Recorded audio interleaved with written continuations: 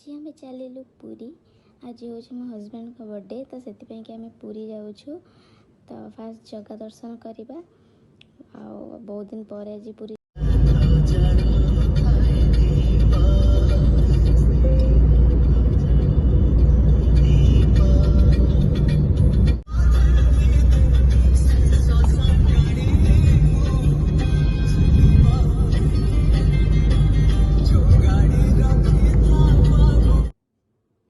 टे साक्षी गोपाल अटकिलु पैड पीवा जो भाया खरा होती पैड पीते पेटा ठंडा हो बट ये पैड गोटा 40 टंका नौ पानी भी मीठा ना खारिया बेकार पूरा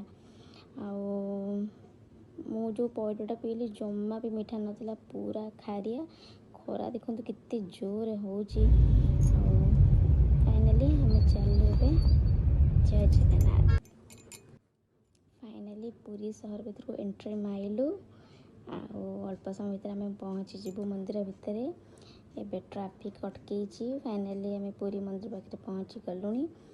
ट्रैफिक अटकई देती आपण मैंने देखु मंदिर भी देखा दूर टिके खरा भी बहुत जोर हो टाइम हो गला 5टा पाखापाखि आम घर बाहर 2:30 बेले खरा जो भाया होपर्यंत बहुत ही भिड़ देखो मंदिर दूर टिके देखा गला आपण टे देखा पाखर देखु गाड़ी तो छाड़ूनी पार्किंग करके एत बाट पुणी जावाक पड़ो जीवा जगह दर्शन करवा। देखु मंदिर टिके पाखर देखा गला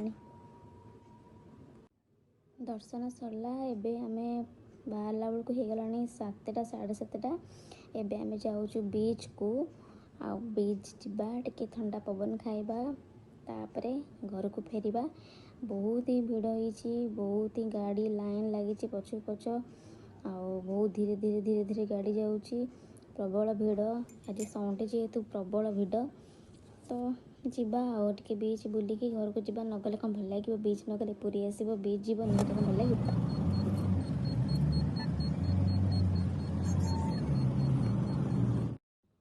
आम ए थका मारी बस पड़ू बाबा मो हजबैंड जाइए फेणी किनापी नृसिंह दुकान फेणी बहुत ही फेमस तो आम टे दुकान बजार देखुचु टिके ठंडा पवन भी खाऊँ टिके गोड़ थका हो गला बहुत गोड़ बिंधा बिंधी है थका मेटाऊँ तापर टिके बीच को जावा आम टे वेट करूँ से मैंने आसिले आम मिसिकी भीतर को जावा बीच देखा।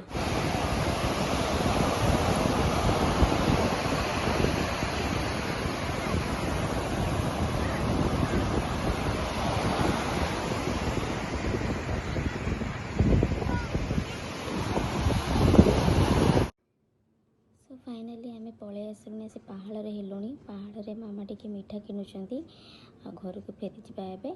भिडियोटी भल लगे लाइक करदे शेयर सब्सक्राइब।